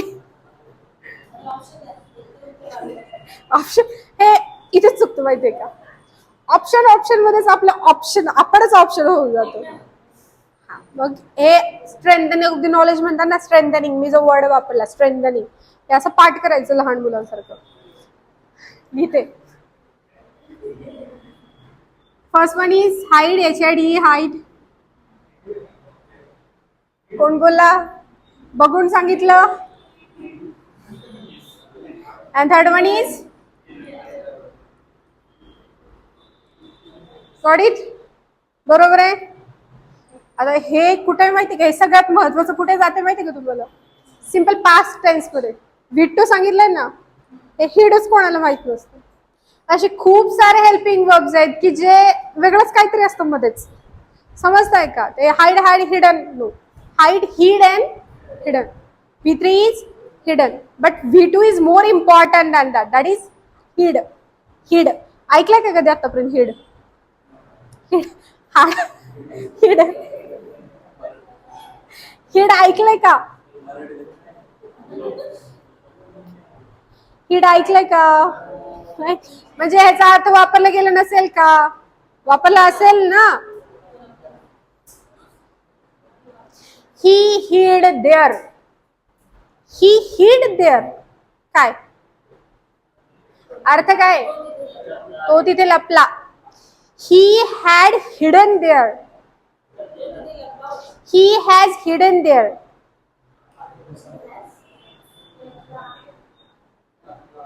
झालं. सो व्हॉट इज इम्पॉर्टंट, ह्यातून काय, ह्या सेंटेन्स मधून आपल्याला शिकायचं काय, ह्या सेंटेन्स मधून आपल्याला शिकायचंय की बाबा आपल्याला V3 हा जो वर्ब आहे ना, वर्ब खूप महत्वाचा आहे. The verb is called as a heart of the sentence. का heart of the sentence? Heart of the grammar म्हटलं तरी चालेल. Types of the sentence heart of the grammar म्हणतात वर्बला. का म्हणतात सांगा? Anybody think and tell. त्याच्याशिवाय काहीच कळणार नाहीये. बरोबर आहे. हा, सेंट्रल आहे. ओके ओके, अर्थ लागत नाही, इम्पॉर्टंट पार्ट आहे आपला वर्ब. पण सगळ्यात महत्वाचं आहे हार्ट म्हणण्याचं कारण काय माहिती का? दिस verb itself can create a sentence. कोणाचीच गरज नाहीये, फक्त एक वर्ब वापरते. कम, I say come, this is the verb. Come, this is a verb, but it has created the whole sentence. त्यातून तुम्हाला मीनिंग समजतोय? मॅडम बोलवतायत, मॅडम आतमध्ये या म्हणतात. That's why this verb is called as a heart of the sentence. So you should know 3 forms of 4, that is 5 form of the verb. सगळ्यात महत्त्वाचे 3 माहित असणं गरजेचं आहे. Then and then only you can change the sentences. If you are having any doubt, any problem, you can ask me. Don't talk in between. I don't like such type of students. Got it? Basically, I am teaching to engineering student. I am a BTech teacher right now. Teaching. Okay. So let it be. एवढं काही नाही.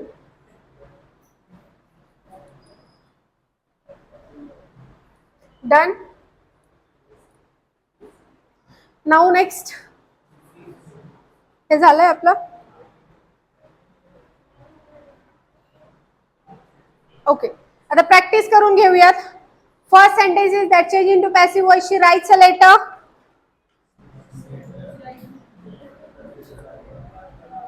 वा वा वा, कुठे गेला?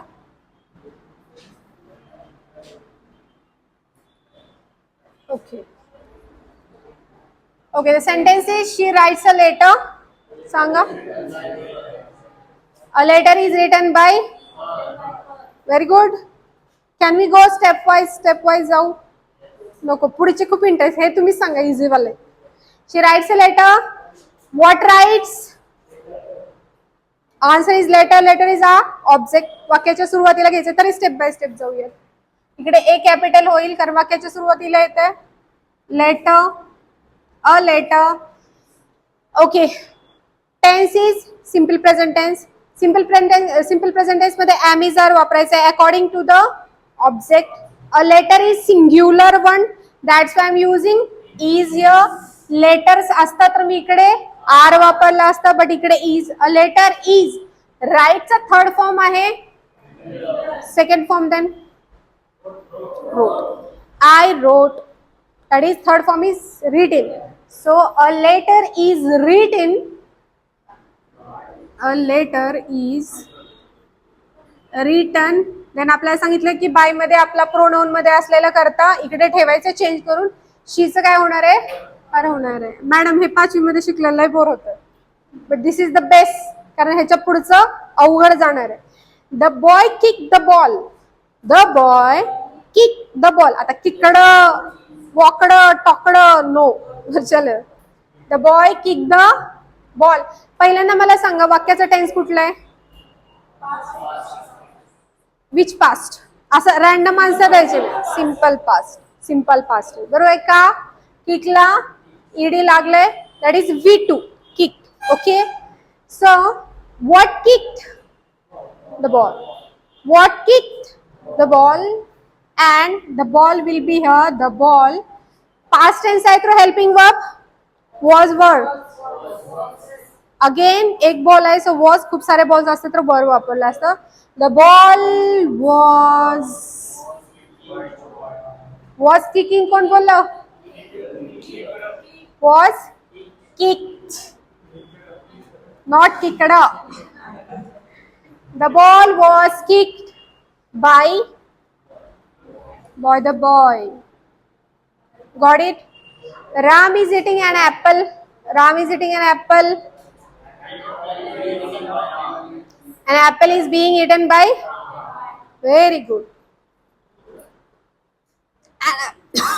अन apple आपला object आहे, वाक्याच्या सुरुवातीला ठेवला. दिलेलं वाक्य कंटिन्युअस प्रेझेंट टेन्सचं आहे. ओके, त्यामुळे इज ठेवलं. आणि आपल्याला माहिती आहे रूल काय आहे की जेव्हा जेव्हा कुठलेही कंटिन्युअस प्रेझेंट टेन्सचं वाक्य असतं तेव्हा आपल्याला बीइंग वापरायचंय. So we will put being there. So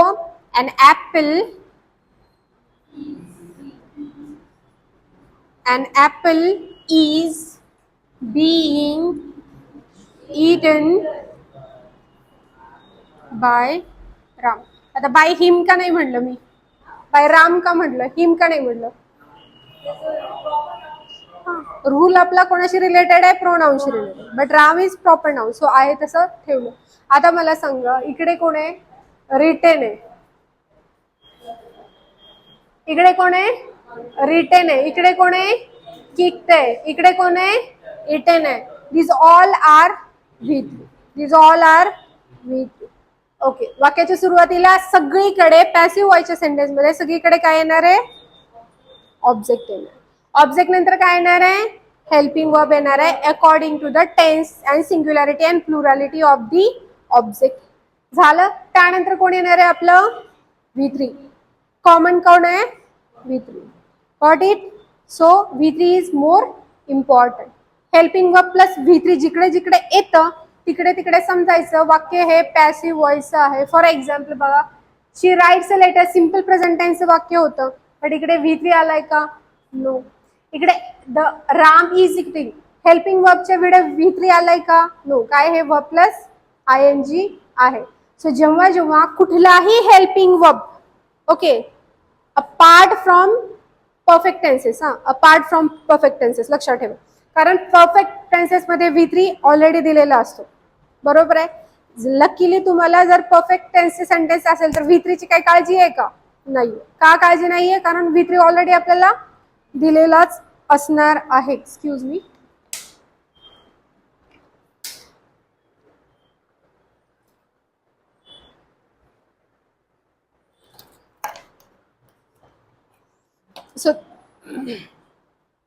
So these are the basic things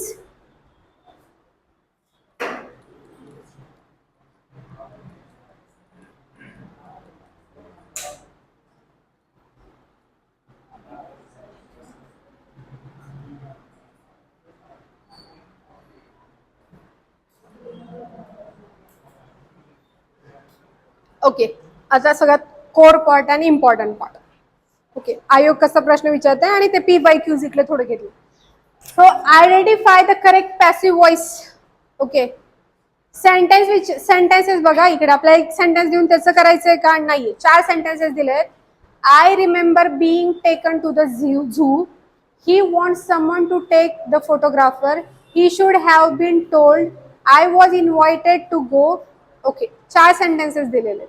okay, आता लक्षात ठेवा पॅसिव्ह व्हॉइसचे सेंटेन्स सांगितले. सगळ्यात महत्वाची जी गोष्ट असते ना प्रश्नपत्रिकेमध्ये, प्रश्नामध्ये बघायची, क्वेश्चन ऍक्टिव्ह दिलाय का पॅसिव्ह दिलाय. आता बघा इकडे काय सांगितलंय आपल्याला,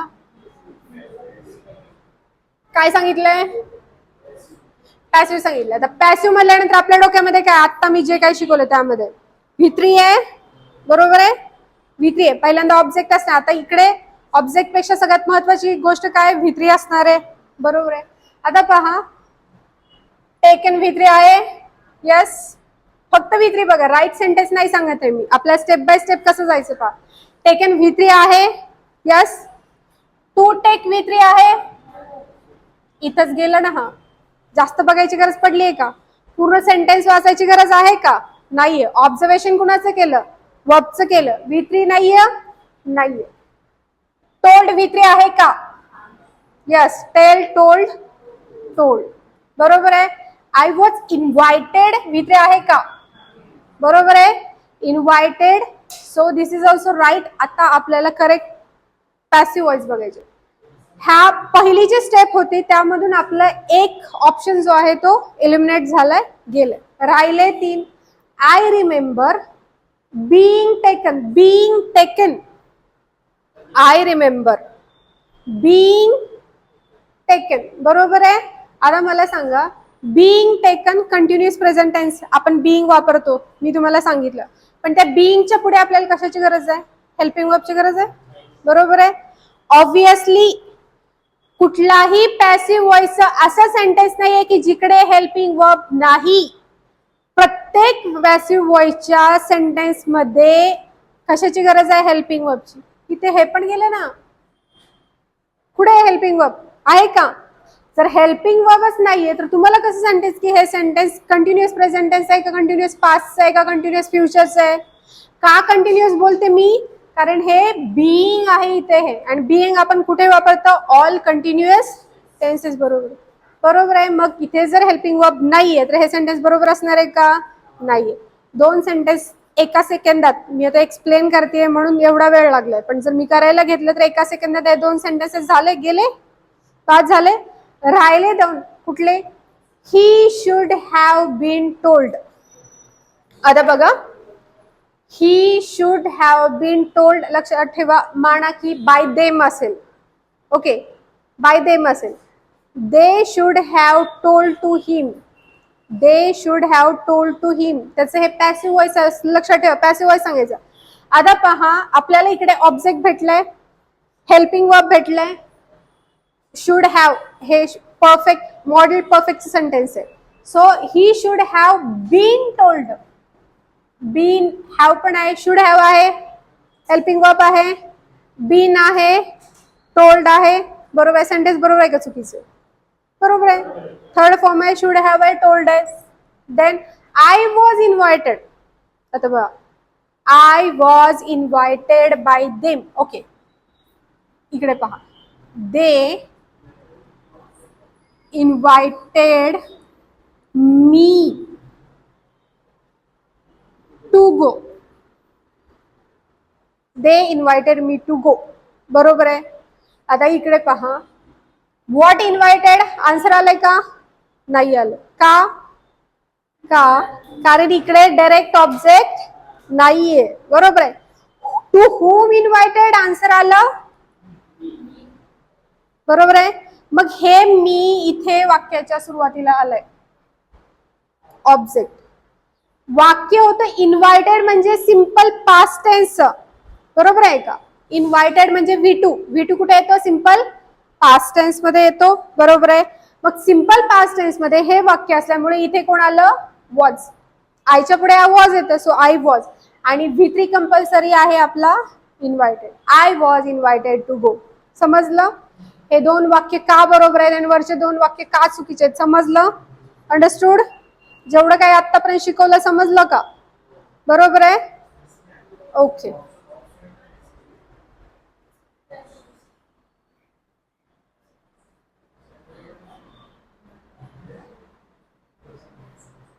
I was remember being taken to the zoo.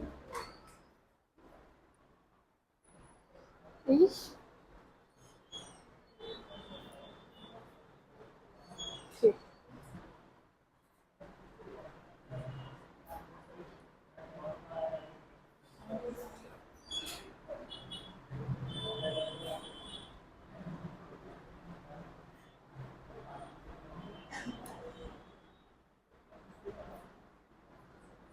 Okay, now next sentence बघा. Identify the correct passive voice again. कुठला voice? Again passive voice. Passive voice म्हणलं की object plus helping verb, object plus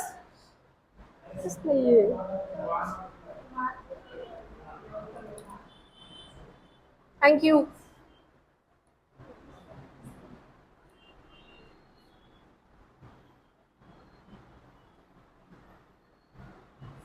okay, चलो next sentence काय बोलताय की passive voice बोलते. बरोबर आहे.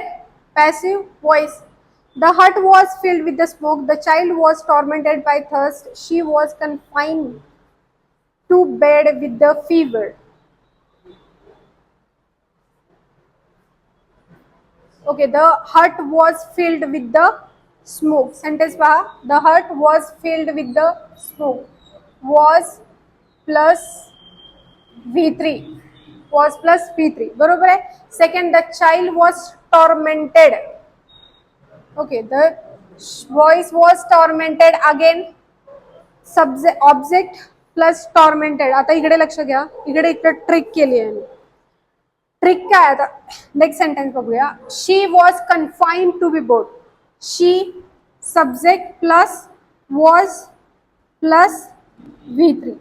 करेक्ट सेंटेन्स आहे, बरोबर आहे. First one is also correct. पण आता तुम्ही ओव्हरलुक जर कराल किंवा समोर एक ग्लास टाकाल आणि वर जर पाहाल तर तुम्ही म्हणाल की मॅम हे पण बरोबर आहे का. आपल्या डोक्यामध्ये ईडी म्हणजे थर्ड फॉर्म आहे. ईडी म्हणजे काय, थर्ड फॉर्म.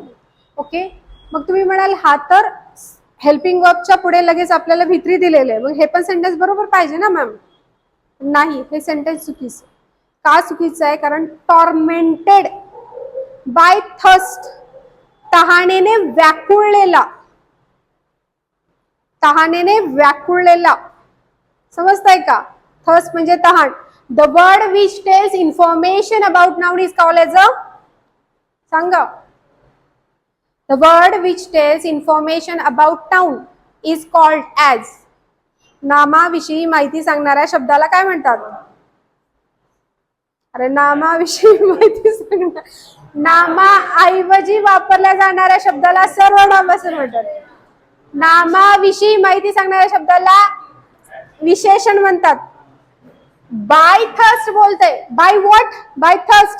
तहानेने व्याकुळला. व्याकुळला कोण झाला आपला, विशेषण झालं. मग हा आपला वर्ब आहे का, नो. तर हे आन्सर काय आहे, चुकीचे. दोन ए अँड सी कुठे आहे बघा, A and C. That is third one is the right. Third one is the right answer. समजलं. Now identify the correct passive voice again. सगळे पॅसिव्ह व्हॉइसचे सेंटेन्स आहेत. ओके, डिपार्टमेंटल PSI 2011 ला विचारलेला प्रश्न आहे. He kept me waiting. त्यानं मला वाट पाहत ठेवलं. He kept me waiting. सगळ्यात पहिल्यांदा लक्ष गेलं केप्ट कडे. केप्ट आहे V2. V2 म्हणजे simple past tense. Simple past tense मध्ये वॉज वर V3. बिंग विंग येणार आहे का इकडे, नाही येणार. एवढं इझी आहे, एवढं सिंपल आहे, एवढं इझी, एवढं सिंपल आहे, बरोबर आहे. Keep me waiting. आता इकडे पहा, वेटिंग इकडे वाट पाहणं नाउन फॉर्म मध्ये आलं. आपला वर्ब जो आहे तो केप्ट आहे. Got it. इथे कन्फ्युजन करून घ्यायची गरज आहे का, नाही. इकडे हे वेटिंग काय काम करतंय, नाउनचं काम करतंय. काय काम करतंय, नाउनचं. आपल्या डोक्यामध्ये वेट तर मेन वर्ब आहे ना बाबांना. वेटिंग म्हणजे झालं. सो ही केप्ट मी वेटिंग V2 झालं. सिंपल पास्ट टेन्सचं सेंटेन्स आहे.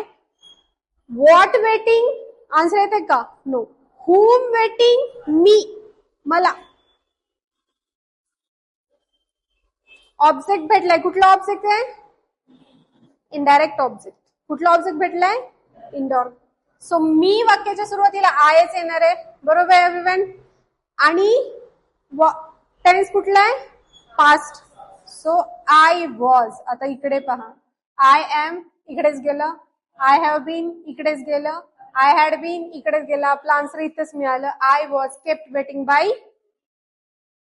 Got it. इझी आहे. बारीकाईने थोडंसं लक्ष द्यायचं. सगळ्यात पहिल्यांदा वर्ब बघायचा, वर्ब नंतर ऑब्जेक्ट बघायचं, त्यानंतर वाक्याचा काळानुसार हेल्पिंग वर्ब आहे का नाही बघायचं, त्यानंतर V3 बघायचं. Got it. हा प्रश्न मी स्वतः तयार केलाय का, नाही. आयोगाने विचारलेलाच आहे. आयोगाने विचारलेले प्रश्न तुम्ही सॉल्व्ह करू शकताय. करायलेत ना आपण मिळून, मनातल्या मनात तुम्ही सॉल्व्ह केला असेल. इझी आहे, हेच करायचं, बाकी जास्त काही करायचं नाही. जास्त जास्त डोकं लावायची गरजच नाही. You have to follow some rules and regulations of the grammar. ग्रामरचे जेवढे काही रूल्स रेग्युलेशन्स आहेत ते फक्त काय करायचे, तुम्हाला सॉल्व्ह करायचे. Will go to the next. That is identify the correct passive voice again. हेच आहे का, okay. So mister Mehta manages, MANAGES.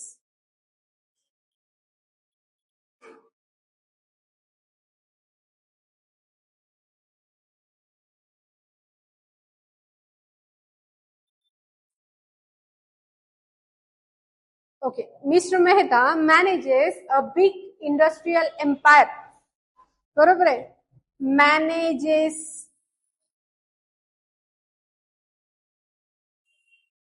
S plus V plus SES IES simple present tense.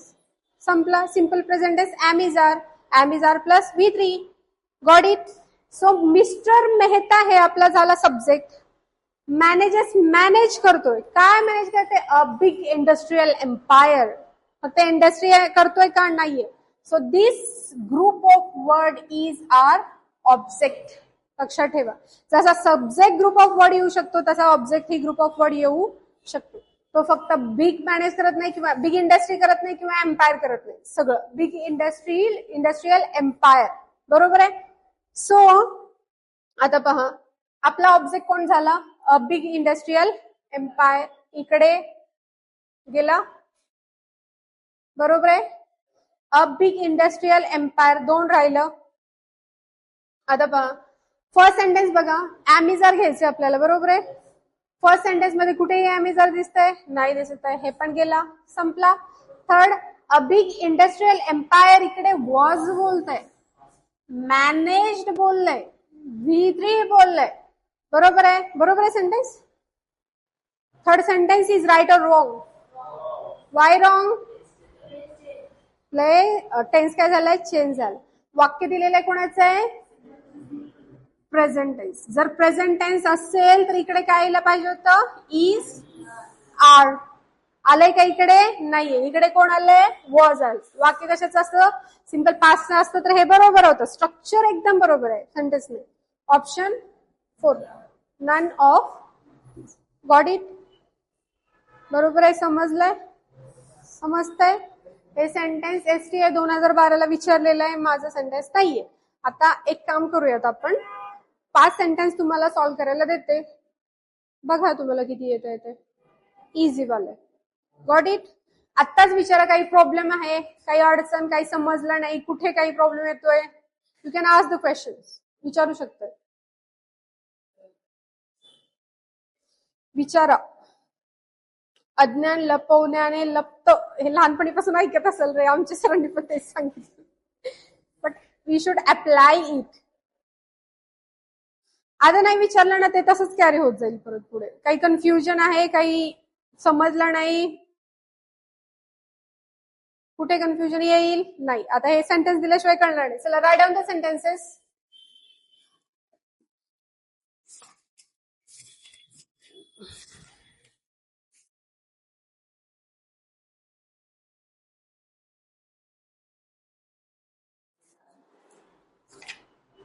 Okay, write down. Write down the sentence. First sentence is this proposal is. This THIS. This proposal, that is PROPOSAL. This proposal is objected. This proposal is objected to by us. By us. Skip some lines. पुढचं sentence लिहा.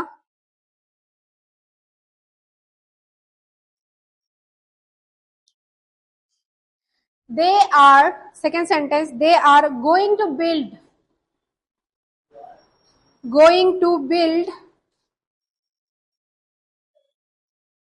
a new house near the old one. Near the old one. Near the old one. OLD, old, ONE, one. Near the old one. Am I audible, everyone? Near the old one. The first sentence, this proposal, it was asked in combined group B 2019. 2019 ला प्रश्न विचारलेला होता पहिला. लिहून घ्या त्याच्यामध्ये. Second sentence is that they are going to build a new house near the old one. Engineering pre 2008 ला विचारलेला प्रश्न आहे हा. Second, we admire, ADMIRE, we admire the brave. We admire the brave, BRAVE, brave. ASO 2008, we admire the brave 2008 ASO ला विचारलेला प्रश्न आहे, sentence आहे. नेक्स्ट असाच, they gave us some books. They gave us some books. They gave us some books. चला solve करा. This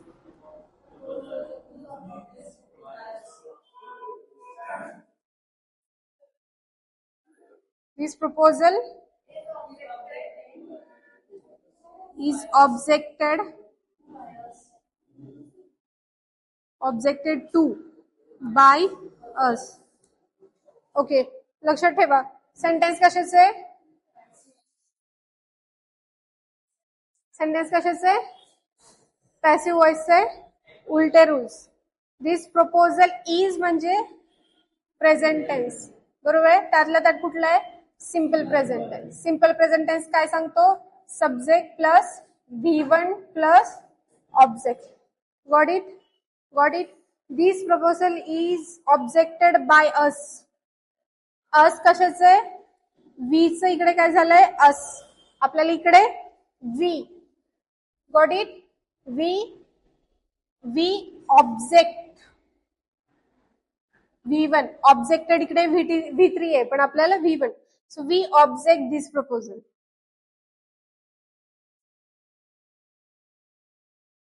ज्यांनी हे लिहिलं त्यांचं करेक्ट, ज्यांनी दुसरं लिहिलं ते रॉंग. समजलं? उलट.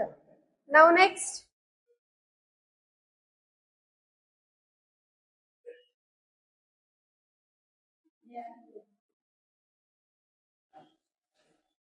Okay, what is the next sentence? They are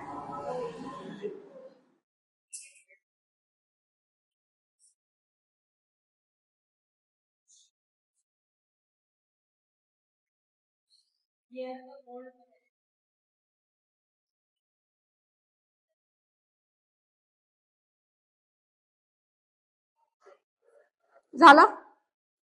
ह्या वाक्यातील वर्ब सांगा मला. Build. To build.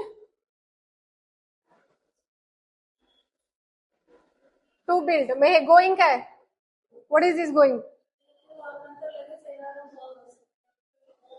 We are going to build. बरोबर आहे. दोन वर्ब्स आहेत. मला एक सांगा, एका वाक्यामध्ये दोन वर्ब येतात का? येऊ शकतात का? अशीच्या अशी उचलून येऊ शकतात का? नाही येऊ शकत. त्याला आणण्यासाठी दोन गोष्टी महत्वाच्या असतात. एक असतं टू प्लस V1 और वर्ब प्लस ING. त्याला इन्फिनेटिव्ह फॉर्म आणि जिरेंट फॉर्म म्हणतात. काय बोलतात? इन्फिनेटिव्ह फॉर्म आणि जिरेंट फॉर्म. सो इकडे हे टू बिल्ड जे आहे ना ते इन्फिनेटिव्ह फॉर्म आहे. बरोबर आहे. मग आपला मेन वर्ब कोण आहे? गोइंग आहे. काय? मेन वर्ब कोण आहे? गोइंग. इकडे तुमचं कन्फ्युजन झालं असेल. बरोबर आहे. So first thing is that this sentence is of continuous present tense. R plus verb plus ING. Continuous present. Continuous present tense म्हणजे object plus am is are plus being. Am is are plus being. बरोबर आहे. Object हुडका. What are going to build? Going to build a new house near the old one. तुम्ही new house पण वापरू शकता किंवा near the old one पूर्ण पण वापरू शकता. Will go a new house near the old one is gone. Sorry. Yeah. Is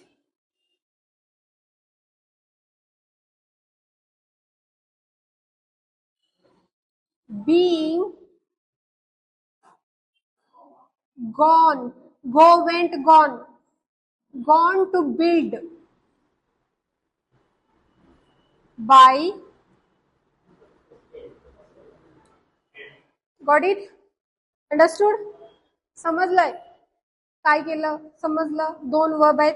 त्यातला जो मेन वर्ब आहे त्याचा थर्ड फॉर्म ठेवलं. टू बिल्ड आहे तसंच ठेवू शकतो. त्याच्यामध्ये चेंजेस होत नाही कारण इन्फिनेटिव्ह फॉर्म आहे. Got it? चलो. Now next.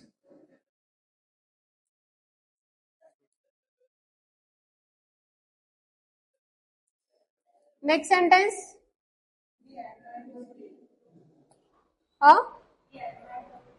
We admired, admired. Okay, we admired the brave. To whom we admire? Tense. V2 means past tense, simple past tense. Simple past means was were. एक आहे तर was. The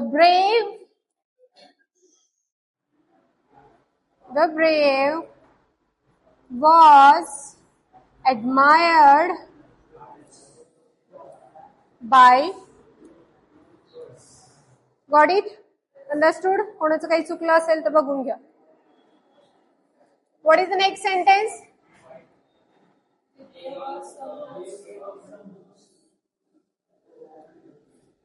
They gave us some books. Very good.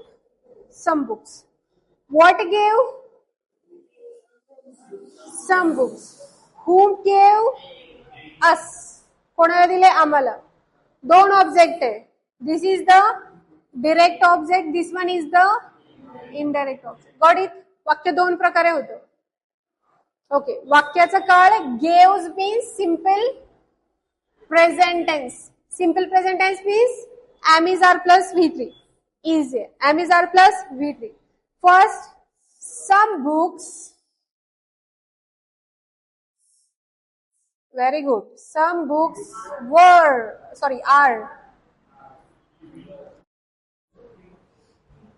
Some books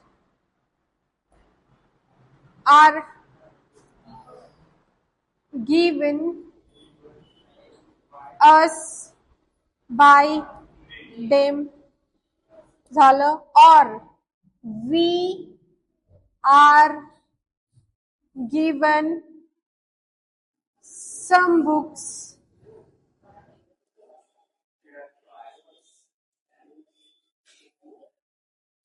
got it? Understood? समजलं? कोणाकोणाचे किती चुकले आणि किती बरोबर आले सांगा मला fast. This is called as change the voice.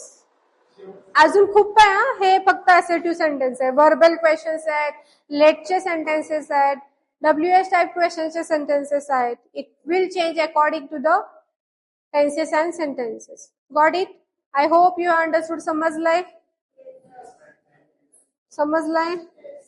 Okay. समजलं असेल तर पुढची बॅच जॉईन करू शकता आणि कंटिन्युअस 15 दिवस करू शकता. Those who are preparing for mains, group C mains की जी आता 12 जुलैला आहे. Got it? Can we stop here? I hope हे 2 तास तुम्ही जे मला दिलेले आहेत ते फ्रुटफुल आहेत. त्याचा काहीतरी तुमच्या एक्झाम मध्ये कुठेतरी उपयोग होईल. 100% होईल जेव्हा तुम्ही त्याच्यावरती काम कराल, प्रॅक्टिस कराल. Okay. So thank you for being with me. Will stop here. Let me introduce myself. I am Dr. Neena Kadam. I have done my MA, B.Ed and PhD in English Literature. Thank you.